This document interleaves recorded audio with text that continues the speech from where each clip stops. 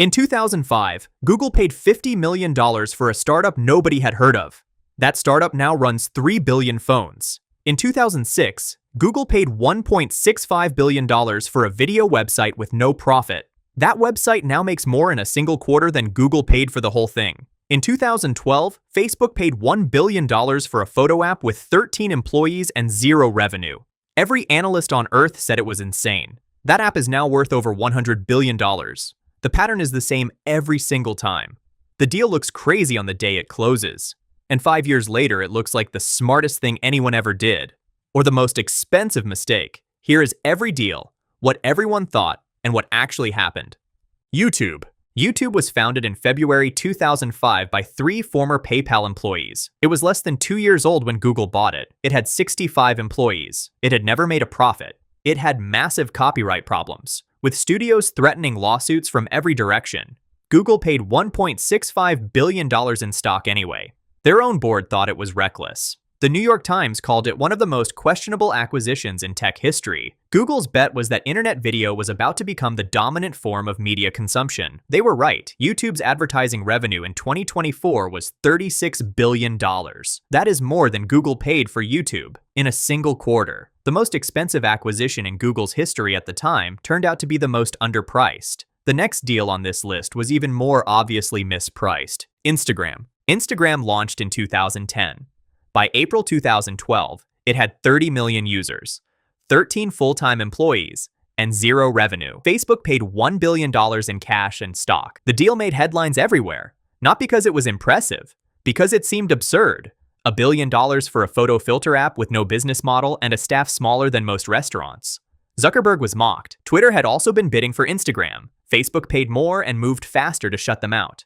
Today, analysts estimate Instagram is worth over $100 billion. That is 100 times the price Facebook paid. The deal Zuckerberg was mocked for turned out to be the single best investment decision in the history of social media. The next one makes Instagram look cheap. WhatsApp. WhatsApp had 55 employees when Facebook bought it for $19 billion. That is $345 million per employee. No acquisition in the history of technology has ever paid more per person. WhatsApp was intentionally designed to have no ads. The founders had a founding principle: no advertising, ever. Jan Koum, one of the founders, had grown up in Ukraine and used a government phone that he believed was monitored. His entire product philosophy was built around privacy and no tracking. They charged users $1 a year instead. Facebook bought it anyway. The reasoning: 600 million users, growing faster than anything else on mobile, and positioned to dominate messaging in every market where Facebook Messenger was losing. Facebook shut down the $1 annual fee immediately after the acquisition. The founders of WhatsApp both left within a few years over disagreements about monetization and data sharing. Jan Koum's departure post on Facebook read simply, "It's time for me to move on." The platform still has no ads. It now has 2 billion users. For context, the next deal bought the operating system those 2 billion people use to send those messages. Android. Android was a startup founded in 2003 by Andy Rubin and 3 co-founders. They were originally building an operating system for digital cameras. By 2005, they had pivoted to mobile phones and nearly run out of money. A friend wired Andy Rubin cash to keep the company alive while they found a buyer. Google bought the 8-person team for approximately $50 million in July 2005. Nobody outside of Google knew what they had bought. No press release, no announcement, just a quiet acquisition of an unknown startup. 2 years later, Apple announced the iPhone and changed everything. Google used Android to respond. In 2008, the first Android phone shipped. Today, Android runs on over 3 billion active devices. Google's head of corporate development later called it the best deal Google ever made. It was bought for $50 million. The iPhone is worth $3 trillion. Android was the answer. The next acquisition bought something useful that Microsoft then chose to ignore: Skype. Microsoft bought Skype in May 2011 for $8.5 billion. At the time, Skype had 170 million users and was the dominant video calling platform in the world. It had been sold twice before Microsoft bought it, first to eBay in 2005, then to private equity investors in 2009. Each sale had the same problem: nobody could figure out how to make real money from it. Microsoft's plan was never entirely clear either. They integrated it into Windows and Xbox but never made it central to anything. Skype slowly lost relevance throughout the 2000s as FaceTime, WhatsApp, and Zoom grew. Then in 2017, Microsoft launched Teams, their own video communication platform. Teams became one of the most widely used apps on Earth during the pandemic. Skype was left behind. Microsoft bought a communication platform for $8.5 billion, neglected it, then built a competitor to their own product that made the original irrelevant. They announced Skype's shutdown in May 2025. It is the rare acquisition where the buyer destroyed the very thing they paid for. The next deal bought something Microsoft actually used correctly. Minecraft. Notch created Minecraft alone in 2009. One developer writing code in Java, building a game about placing blocks. By 2014, Mojang, the studio around it, was generating $317 million in annual revenue. Microsoft paid $2.5 billion for the whole company. Notch, the creator, left the same day the deal closed. Analysts debated whether a block-building game was worth the price. 10 years later, Minecraft has sold over 350 million copies. It is the best-selling video game in the history of the medium. More copies than Tetris, more copies than Grand Theft Auto, more than any other game ever made. Microsoft kept it on every platform, PlayStation, Nintendo, iOS, Android, without making it exclusive, the opposite of what most acquirers do. That decision is part of why it kept growing. The next acquisition was Apple's most expensive ever, for something most people assumed was just headphones. Beats. Apple announced the acquisition of Beats Electronics in May 2014 for $3 billion. It was the largest acquisition Apple had ever made. Beats made headphones. Very expensive headphones with a powerful cultural brand. Most observers assumed Apple wanted the brand recognition and the hardware. What Apple actually wanted was Beats Music, a streaming subscription service nobody was using. iTunes was collapsing. Digital downloads were falling. Streaming was rising fast. Spotify was growing. Apple had nothing.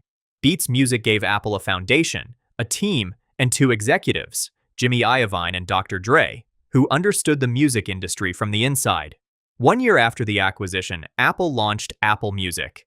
Apple Music now has over 88 million paying subscribers. Apple bought headphones. They used the deal to build one of the most profitable streaming services on Earth. The next deal was won at the last second against a far bigger competitor. Twitch. Google spent months negotiating to buy Twitch in 2014 for approximately $1 billion. The deal was almost done. Amazon swooped in at the last minute and paid $970 million, slightly less than what Google had offered. Amazon wanted Twitch to complement Amazon Web Services and Amazon Prime. The deal closed in August 2014. Google was left with nothing and eventually launched YouTube Gaming as a competitor. YouTube Gaming never seriously threatened Twitch. Today, Twitch has over 1 million live channels on any given day. Amazon got the dominant live streaming platform for less than what Google was willing to pay. Timing in acquisitions matters as much as price. The next company was bought at a price most people called overpriced, and then proved them wrong every single year after. LinkedIn. Microsoft paid $26.2 billion for LinkedIn in June 2016. It was the largest acquisition in Microsoft's history at the time. The consensus reaction was skepticism. LinkedIn was seen as a network. People checked occasionally to update their job titles. Not worth $26 billion. Microsoft barely changed anything after the acquisition. They kept LinkedIn running as a separate product. They integrated it slowly and quietly into Microsoft 365 and Dynamics. LinkedIn's annual revenue in fiscal year 2024 was $17.8 billion. That is 2/3 of the purchase price, generated every single year. It now has 1.2 billion members and 4 consecutive years of double-digit membership growth. The acquisition most analysts called overpriced has become one of the most quietly profitable deals in tech history. The next one was simpler. Developers hated it until they realized nothing would change.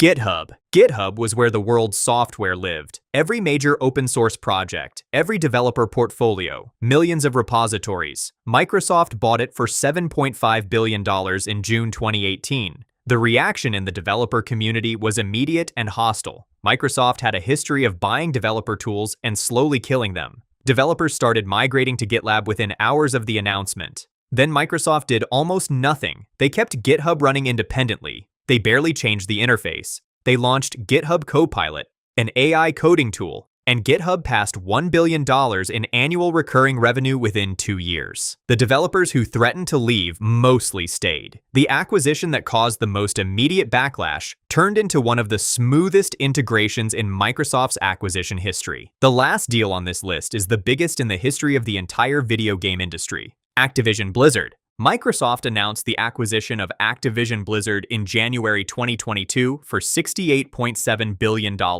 Call of Duty, World of Warcraft, Overwatch, Diablo, Candy Crush. The largest gaming acquisition in history by a distance. Regulators around the world blocked it, reviewed it, and challenged it. The UK's Competition and Markets Authority blocked it initially, citing concerns about cloud gaming monopoly. The FTC in the United States sued to stop it. The EU opened its own investigation. It took 21 months of regulatory battles across multiple countries before the deal finally closed in October 2023. Microsoft agreed to license Call of Duty to Sony for 10 years as part of the settlement. They agreed to separate deals in multiple jurisdictions just to get the transaction approved. Microsoft now controls the Call of Duty franchise, World of Warcraft, and Candy Crush, one of the highest-grossing mobile games ever made. The deal that took nearly 2 years of regulatory fights made Microsoft the third largest gaming company in the world by revenue. Every deal on this list was called crazy on the day it closed. Google's board thought YouTube was insane at $1.65 billion. YouTube now makes that in a single quarter. Everyone laughed at Zuckerberg paying $1 billion for Instagram. Instagram is now worth 100 times that. Android was bought for $50 million and now runs 3 billion phones. The pattern is always the same. Nobody knows what anything is worth until years later. The people who look foolish at the announcement usually look like geniuses by the time you forget what they paid. And the ones who pass on the deal have to watch someone else win. Google appears in this list more than once, but not every Google bet paid off. Every Google product that failed explained. It is on screen right now.